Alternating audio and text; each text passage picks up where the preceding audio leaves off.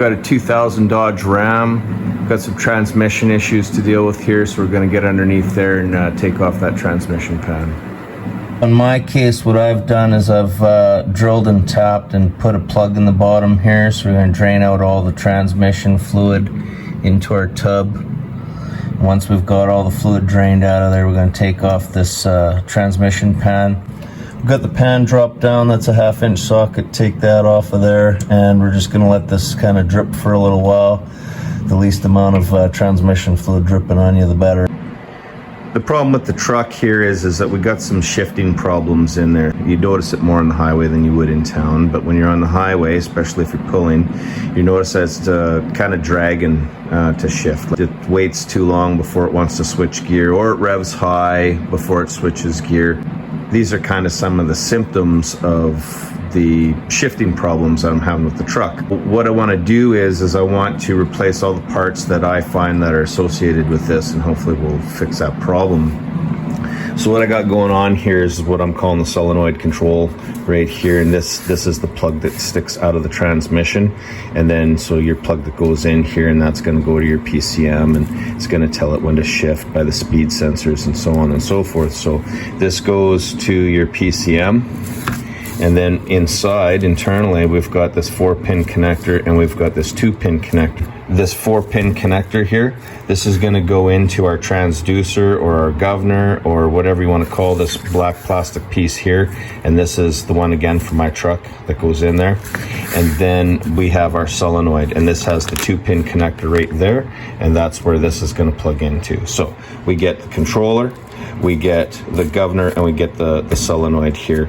That's kind of all together related, and we're going to replace all those parts. Now, however, I don't know if that is going to be our problem specifically. I do believe it's going to help, but what I think is going on here is I might have a broken accumulator spring. So I got a spare one here, and then what I'm going to do is I want to see what kind of piston we have in there. Sometimes with these factory transmissions, you might have a hard plastic accumulator piston, and if you have that, you'd likely want to upgrade it to something better. So what I got going on here is the Sonex Performance, and here's the part number here, and this is an upgraded version. It's aluminum instead of hard plastic, and it's going to have these better seals in there. Here's the electrical connector on the driver's side of the vehicle that you got to disconnect out of the top of the transmission here. So we want to remove this whole valve body and take it to the bench. And so we should have 3 on this side, 1, 2, 3. We'll have another 3 on this side, 1, 2, and there's 1 back here, 3. And then we're going to have 4 on here. It's going to be 4 around this thing. So that's a total of 10, and they should be 11 millimeter. And once we've removed all those, we gently want to pull this out, pry it out. And remember, we have this electrical connector that's sticking up through there. So that's what we want to try and be gentle with, trying to get this out of there. What we have is our kickdown linkage and our shifter linkage here. So this is like the throttle cable here, and that's going to be on top. And then we've got our linkage right here for shifting our gears. So what I did was I disconnected it from here, this little arm, and then that bolt there, that's going to be a 7/16, and it's hard to see on the other side. I can't point at it there, but you can see the head of the bolt. That's for the TV cable. That's a 7/16 as well. So you want to loosen both of those. Once you have these 2 bolts loosened, this one and that one back there, you can pry these up off of the shaft there. So in order to get at that, I just disconnected the front of the drive shaft here. We're just going to disconnect it from the front here. These are 8 millimeter head bolts that thread into there. Pry bar would come in from here, and you pry this this out. You want to pry out the U-joint from its little pockets here. And once you've done that, now you can swing this out of the way. So basically I swing it this way, so now I've got lots of room to get in here and do what I need to do. Now I'm going to take these two linkages off of here, and once I've taken those off of there and we've removed those 10 bolts off of here and we've unplugged this plug right there, then we should be able to gently pry this whole valve body out of the transmission. Here's our valve body on the bench here, and here's our screws here. So these are the long ones, this is a short one, and you're just going by the cast of the body here. So here's the 3 on this side, here's the 4 here, and they go around this accumulator. And then we've got another 3 back here, 1 long, 2 short. Those were our 10 screws that we had to take out. When we remove this, here's our electrical connector. It's busted, so that would sit up top there. And here was where we disconnected our linkage. So this is the shift linkage here, and then the throttle cable is on the top. And that was the 7/16 to loosen that off. When we're trying to get this down, the last problem was we've got our park brake lever that goes into here. So there's just this little clip on the bottom. So you just remove that off of the bottom. Then you can remove this whole assembly out of the truck. You're likely not going to be able to disengage that park brake lever out of the back portion of the transmission to remove this. So that would be the simplest way to do it. This is what I was talking about for our park brake lever in the back of the transmission here. And that clip just goes on the bottom of here. It's probably the easier way to do it, because like I say, you're really going to struggle with this connected to the valve body to try and get the rod out of the back where it engages back there. Now if we take a look at the other side, here's that plastic piston that I was telling you about. It's just made out of a hard plastic. So we want to replace this. The first thing I did was remove the filter here. We got 3 screws. I believe this is a T25 that removes those 3 off of there. And here's the suction portion of the filter. And I think our 3 screws right here, 1, 2, and 3. So we remove that. And then earlier on, I had discussed about a broken accumulator spring. That was this one right here. And this spring should be underneath this plate. So what we want to do is we want to remove this plate, see if that spring is broken. If it is, we're going to replace it. And this is where it is. And it should again be that T25 to get this plate off of here. We removed that cover off of there. That's what it looks inside. I've already removed that spring, and it was a red one. So this tells me that this is basically an upgraded spring from possibly the factory original spring there. So the good news is the spring isn't broken, and because that spring isn't broken, now I'm likely to believe that we do in fact need to change these components here. This is our basically our solenoid control. This should be for the torque converter and the overdrive. We reinstalled that red spring, put that back on, put our cover back on there. If you want to torque that down, that's going to be 35 inch-pounds. Now we've removed our assembly here, so we have 3 screws that bolt that on right here. We have 2 screws right there that bolted this down right here. You gotta push this red clip back, and then inside there you use a pick to move this black tab, unhook that off of there, and then the same thing here with this 2-wire connector. Use that clip to press this back and disconnect that. You want to be gentle. This stuff is brittle and fragile, and it can break. Now in our case, we're going to be replacing these 2 components, but you know, if you weren't replacing them, you want to be gentle with that. And then over on this end here was that broken piece, and then we remove this screw that holds that down.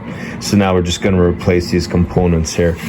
So for this heat shield here that holds everything together, there's a slot here and there's also a slot there, and that's what's kind of holding both the governor and the solenoid firmly in place. So you want to get like a pick or a screwdriver, something like that, gently get it in on both sides and kind of lift this thing up, and then once you've lifted it up out of place, you can see the slot there.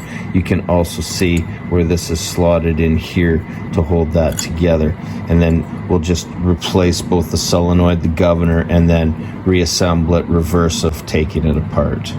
Got everything all bolted back on there. A couple things to take note of is the routing of the electrical here. What I did was I actually plugged these in first. I kind of loosely assembled everything, plugged those in first, and then I positioned this into place, and then I put my 2 screws in.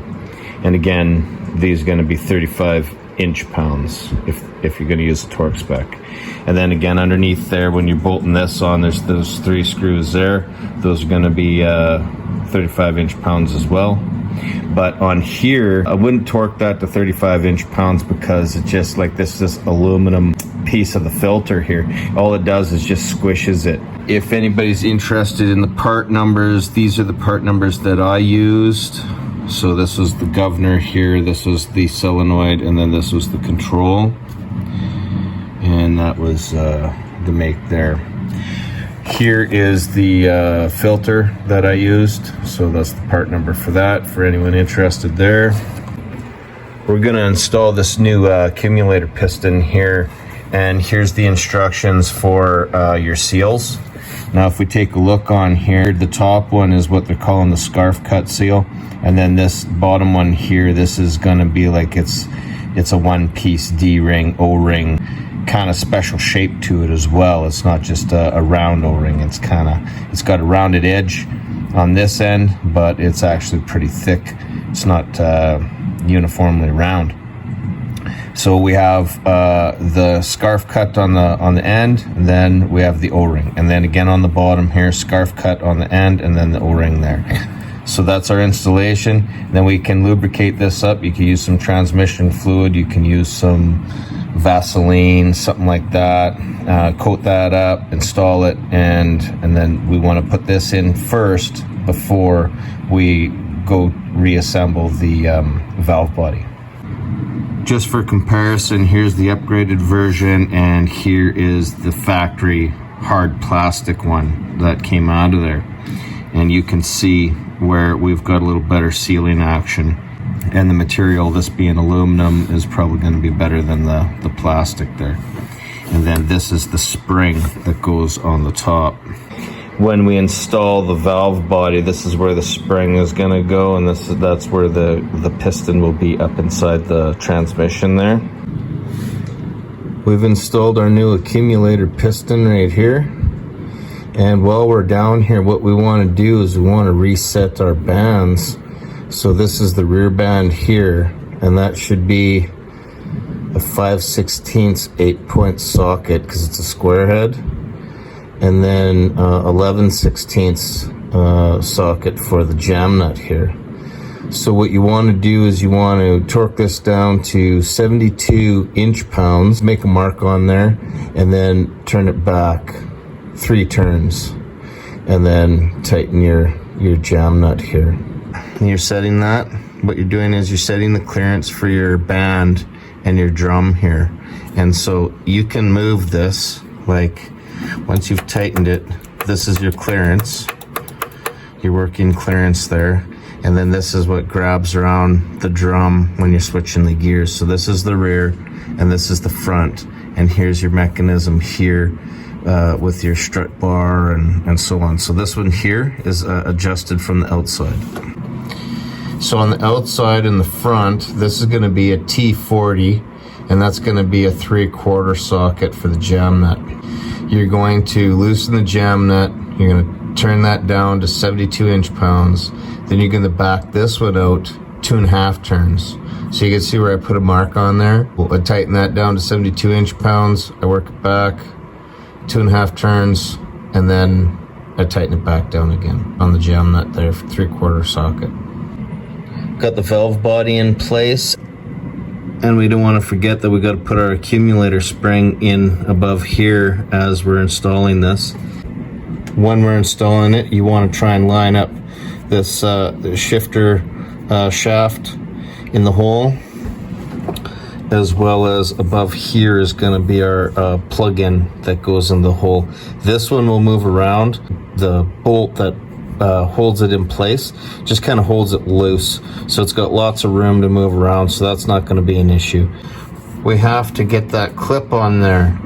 What I did was I got the shaft in through the bushing here, and then what I did was I pushed the whole thing up, and then I put 2 screws in just to hold it. So I had 1 screw here and 1 screw here just to hold it all in place.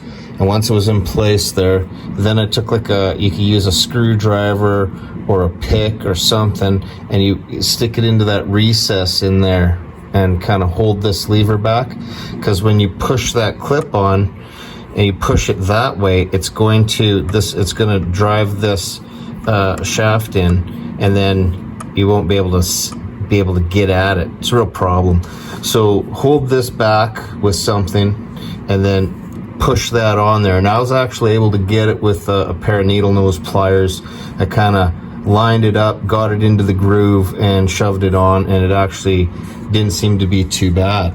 Again, that's with everything being held in place by these 2 bolts here, so you're not trying to hold it up while you're trying to fasten that clip on there.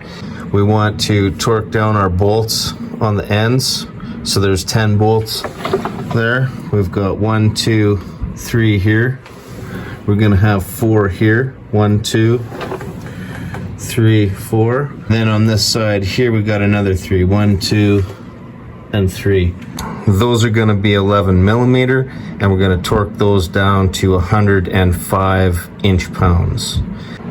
Take a look at the pan here, and everything looks pretty good. We don't have any grunge or anything in the bottom of the pan. We got a little bit of stuff on our magnet there, but it's, you know, there's no real serious metal pieces or chunks or anything in the bottom. It's just all to the magnet there. What we'll do is we'll clean this up real good. I've already took off the old gasket.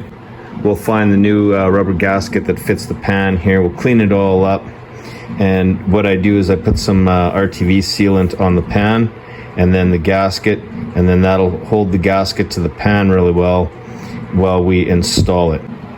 Here it is with that gasket on there, and we just use a little bit of the RTV sealant. This says it's got the maximum oil resistance there. I just put a light coat on this, and then I put the gasket on there, flip the pan upside down, just let it sit overnight. Now it's on there, it ain't coming off. It's gonna be good. We can put that pan back on. We've got our pan bolted up here. Take a look at the gasket here. You could go by your torque value for these 5/16 bolts, 1/2 inch head on there. But I found on mine, once you try to get to that torque, it starts to squish the gasket out too much. I don't actually have these torqued up to the 5/16 value. I think it ended up being in around 15 foot-pounds. I didn't even get to that. It's probably closer to 10 or maybe even just a little bit under, because it starts to squish the gasket out too much. So as long as it's consistent though, I think I got that torque to say 9 foot-pounds. And then after that, we got to put all our linkages back together. So we've got our arm put back on here, and then it connected up here, and we got it tightened on there. That was a 7/16. Here should be the throttle cable on there on the top, and that's another. On this end here, if you can see the head there, that's another 7/16 to tighten that up. And then we have this spring. The spring comes from here. It just holds to there. That's for the TV cable there. So that's hooked up. This is hooked up. We blew out the connector.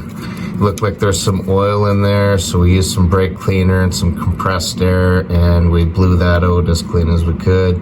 So that's all good. The only thing we got to do is we just got to hook up the front of the drive shaft again. That should be 8mm wrench to bolt that back together here. You take the dipstick out there, get yourself a funnel that's going to fit in there, fill it up with the oil. I think mine took about 8 liters roughly, and then you're going to adjust that while the vehicle is in neutral. You're going to let it run in neutral, get that fluid hot, keep checking the dipstick until you're at your proper level.